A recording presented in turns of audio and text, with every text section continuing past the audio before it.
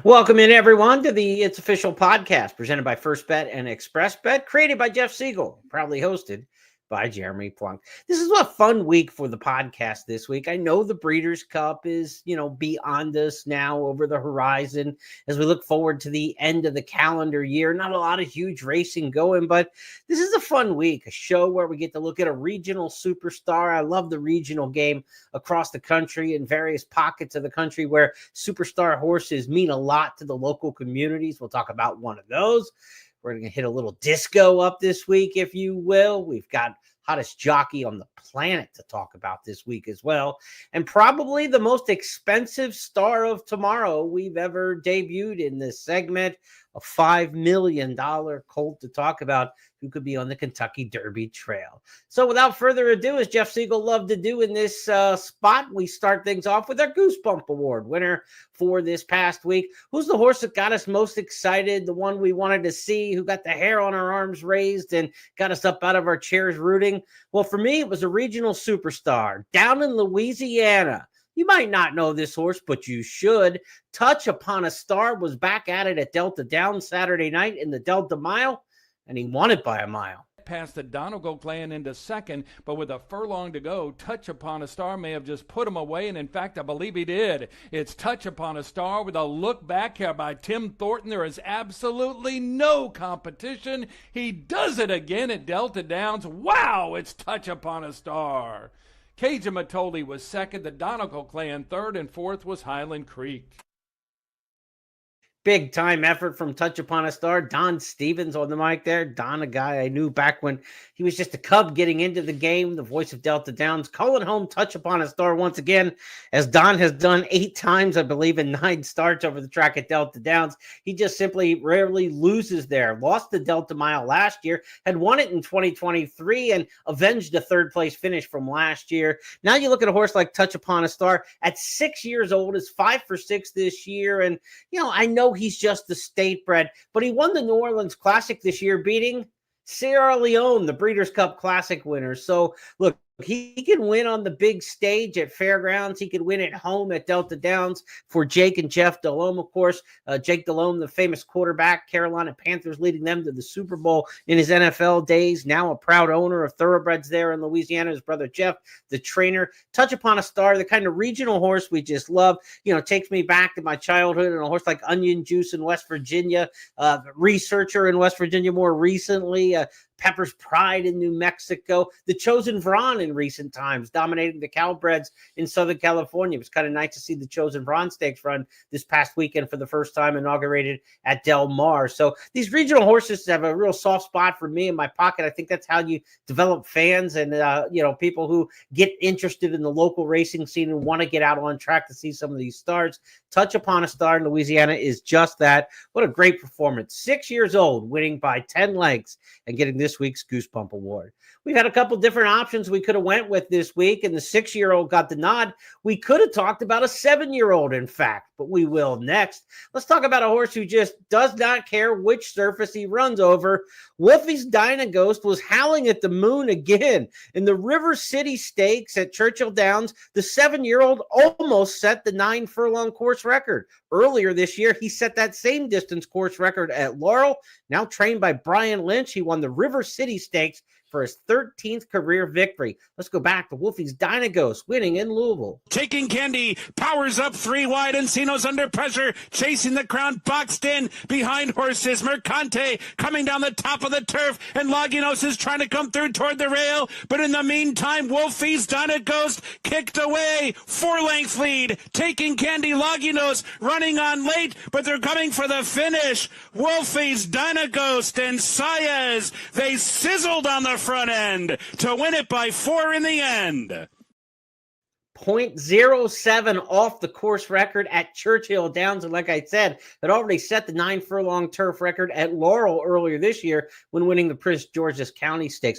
Formerly trained by Jonathan Thomas, switched to the Brian Lynch barn for this start. 13 for 31 lifetime now for Wolfie's Dynaghost. $1.2 million earned. One of the big stars of the week. There was a time when I thought Wolfie's Dynaghost might be the best synthetic horse in the country. And, that and a quarter will get you a Subway token, as the old old statement used to say, you don't get much for a quarter these days. But, he was so good on the synthetic. He's won 5 times on synthetic racetracks, won the Kentucky Cup Classic at Turfway. He's won synthetic races in Florida, in Canada.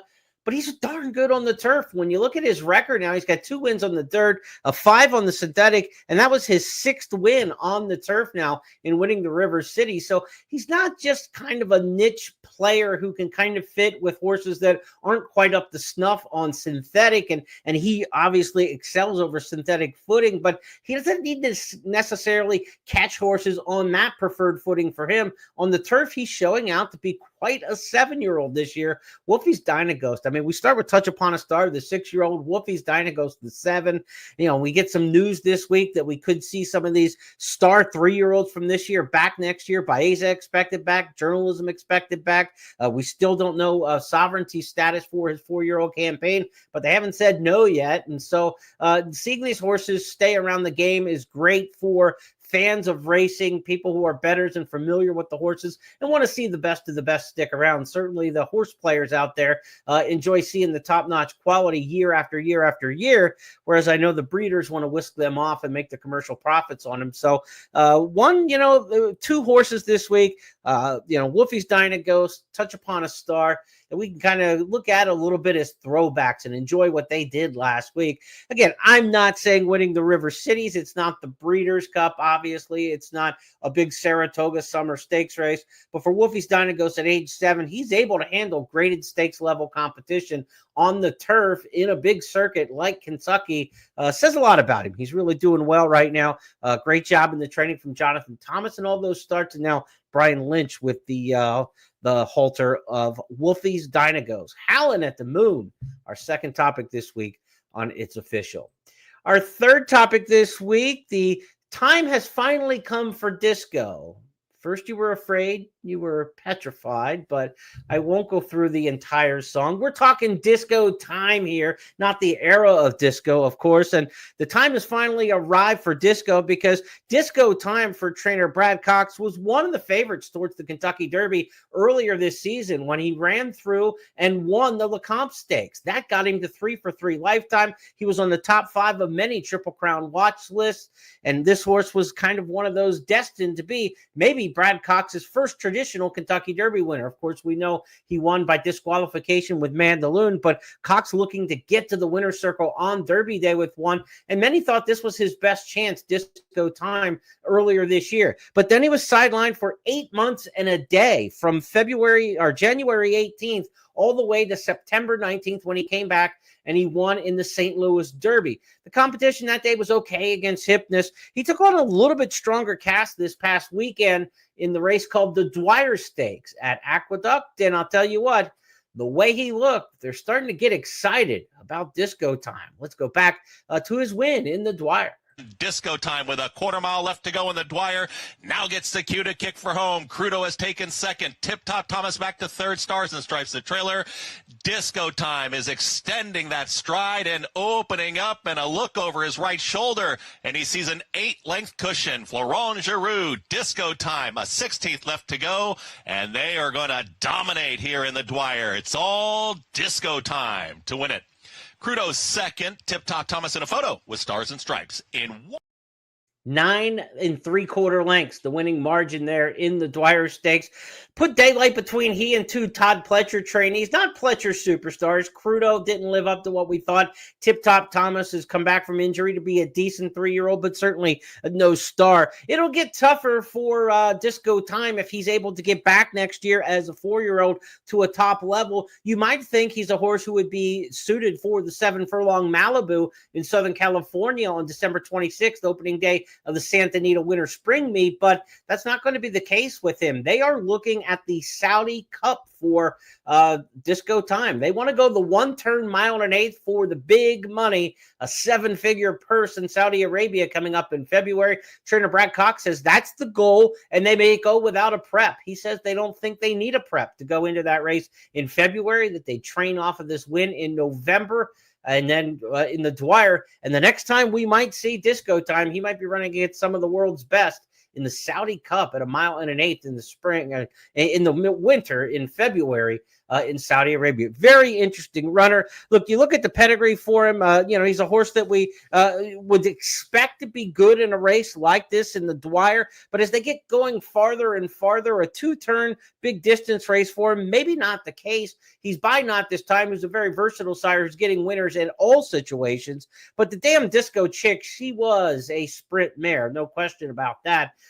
So I don't think that you would be looking at this like as a Dubai World Cup horse at a mile and a quarter around two turns, but a mile and an eighth around one turn. What they're going to try to do is use the brilliance and the class of Not This Time, the speed of the mare Disco Chick, and see if they can't get a big money race around one turn in that mile and an eighth. Cigar Mile against older horses might be a consideration if you wanted to wheel back really quick. But again, the talk right now from Brad Cox and the camp with this Juddmonte homebred is Disco Time, destined for February and running in the Saudi Cup. Very interesting. And I'll tell you what, at 5 for 5 lifetime, he's got an excellent resume. He's gotten progressively better in each start as they've gone a little bit farther. Now they cut back to the mile in the Dwyer, and they'll get some time off and see if they can trade him up to the one-turn mile and an eighth of the Saudi Cup. But certainly the time has come for Disco. It's not 1978. We've got a flashback in 2025 of a really nice looking runner here. And we're glad to see him back after being away for 8 months and a day on his racing resume already this year. Let's go to our fourth topic this week on the It's Official podcast. We go from Disco Time to Pratt-O-Matic. It's automatic. You just take Flavien Prat in New York these days. What a run from Flavien Prat. If you go back to Breeders' Cup weekend, October 31st, and November 1st, Flavien Prat had that great Saturday on Breeders' Cup Day where he won the Filly and Mare Sprint aboard Splendora. He won the Dirt Mile aboard Nisos, both of those for Bob Baffert. Less than 24 hours later, he was in New York riding an Aqueduct to a tune of a 7-win day, an all-time record performance, most wins on a single card in New York history on November 2nd, and it hasn't stopped since. If you go back and look at the stats for Flavien Prat, he's got 35% winners, 50% in the exacta since October 31st. Since returning to Aqueduct, he's won 16 of those 34 races. Not only 16 wins, but he's got 22 of 34 in the exacta since returning to ride at Aqueduct. Now, of those 34 mounts that he's had at the Big A, 17 have been favorites, and you say, well, he's just riding all the chalk. But the public's following Prat after the way he's been winning, and you can't complain just because you're winning on favorites when you win 13 of 17 aboard the chalk. That's 76% wins.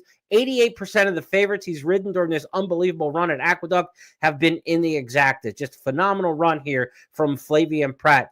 He's back at it with the horses like Deep Learning, winning the Chelsea Flower Stakes last week. He had the record 7-day win back on November 2nd. He had a 4-win day on November 6th. 3 stakes wins already in the month of November at Aqueduct. We're only on the 11th of the month as we record this podcast.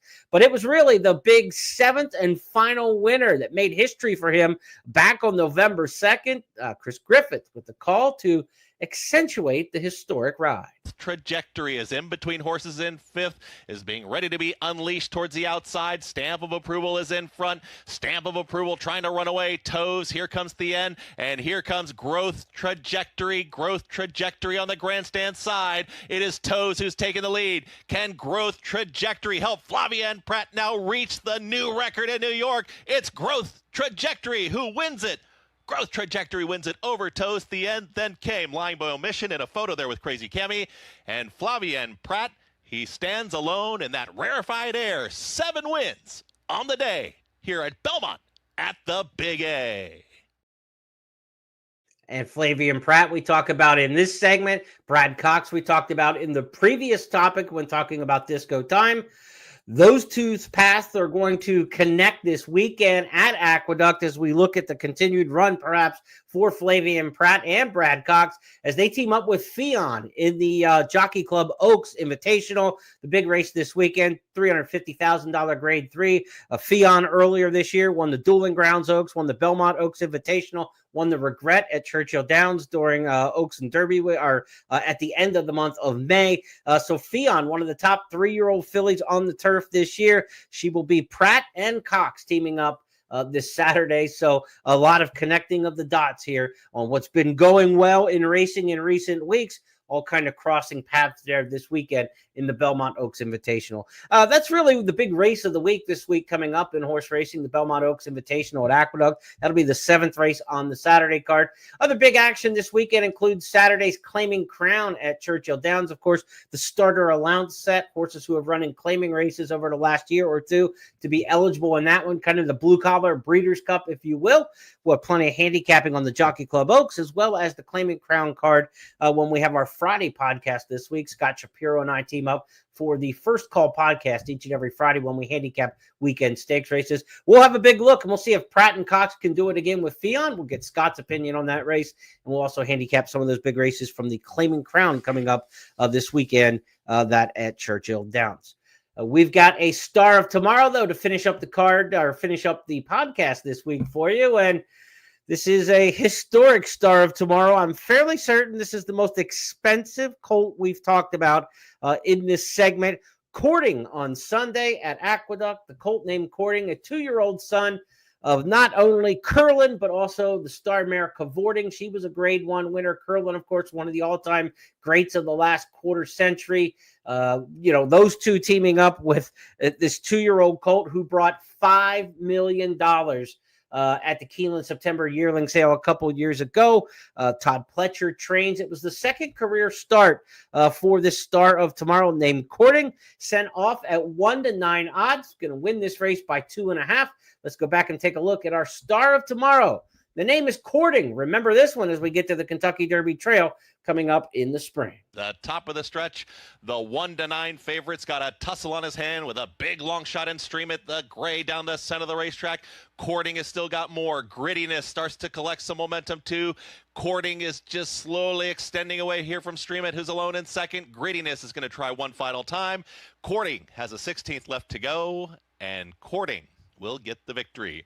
Courting will win it. Grittiness second. Stream It, and I'm a Big Bad Wolf. 1:36. One you've got to watch heading to Florida to be sure with Todd Pletcher, and we'll see how this one performs towards the Florida Derby Series. Perhaps maybe we'll see this one in a race like the Holy Bull maybe in the springtime. We'll see what Pletcher's plan is for this full brother to Clairiere. Of course, Clairiere, multiple Grade 1 winner, 4-time Grade 1 winner of more than $3 million. Full brother to Clairiere. The Dam Cavorting, of course, multiple Grade 1 winner in her own right. The Test, the Ogden Phipps, the personal Ensign she won during her star racing career. And she's not just a one-trick pony when it comes to the Dam side there. Yes, she did produce an unbelievable mare like Clairiere, but she also produced Judge Miller, who was a really talented colt, got off to a quick start, kind of star-crossed in terms of developing into a superstar, but was third in the Hollywood Gold Cup and just, I believe, his fourth career start. Didn't make it to the races much, but certainly had a lot of talent. That's kind of the way we're looking at here with Courting. Looks to have quite a bit of talent off that second start Maiden Breaker for Todd Pletcher. Looking forward to seeing that one this winter in New York. Let's review the 5 topics this week on the It's Official podcast. We started off with the Goosebump Award. It was the horse who exacted Sierra Leone earlier this year, Touch Upon a Star, doing it against Delta Downs competition in the Delta Mile, 10-length winner for that 6-year-old for Jake and Jeff Delhomme. Then we went Howling at the Moon with Wolfie's Dynagos, one of the better synthetic horses in America, has a course record on the turf this year at Laurel and almost got a second course record on the turf in winning the River City Stakes. Age 7, he said, hey, Touch Upon a Star, I'll one-up you in that age department. The time has finally come for Disco. Disco Time, back off an 8-month layoff, has now won 2 straight, won the St. Louis Derby, and then came back this past weekend to win the Dwyer Stakes by almost 10 lengths, 9 3/4 the final margin. We expect to see that one in the Saudi Cup come February. Pratomatic, Flavian Pratt's been automatic at Aqueduct since the Breeders' Cup. He returned to New York and has won 16 of 34 starts since returning to the Big A. He'll team up this weekend with Fionn. Trainer Brad Cox is one of the favorites to watch in the Jockey Club Oaks Invitational. And our star of tomorrow this week was Courting. Sunday, maiden allowance winner, maiden special, race number 2 at Aqueduct by Curlin out of Cavorting, a $5 million purchase for Todd Pletcher. Expect to see that one in Florida this winter on the Derby Trail. The name, Courting. Keep an eye on that one. Those 5 topics are now official because our handicapper emeritus, Jeff Siegel, and I say so. That's the way we play the game here on the It's Official podcast. I'll be back next week with 5 more hot topics in racing. Again, I want to remind you, on Friday this week, Scott Shapiro and I will team up to handicap 8 weekend stakes races, including the ones from New York, the Claiming Crown coming up in Kentucky, and much more from around the country. On behalf of everybody with First Bet and Express Bet, a salute to our veterans on this Veterans Day podcast. Thanks to all who have served and those who died in service so that we can all be safe and free. God bless America, everybody, and we'll talk to you next week.